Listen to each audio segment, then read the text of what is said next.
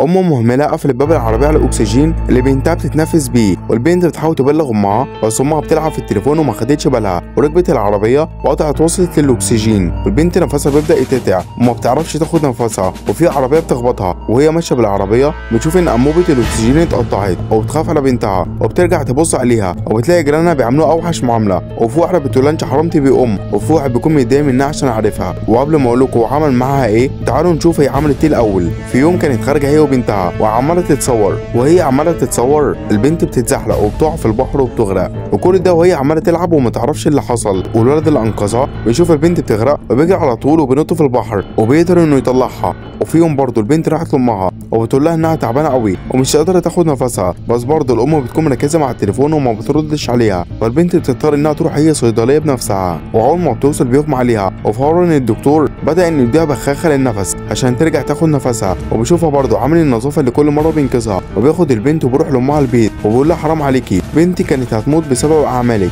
وبدل ما تشكره لا دي بتزعق له وبتطرده من البيت. تعالوا بقى نرجع، وبيطلع ان العربيه قبل ما تخبطها هو برضه شاف المنظر وانقذها، ولما امها بتروح له بيرفض اصلا انه يديها البنت عشان دي ما تنفعش تكون وبيقرر كمان يجيب لها البوليس عشان هي مش قد الخلفه خلفت ليه. هل شايف انها تستاهل ولا كتير عليها الحبس؟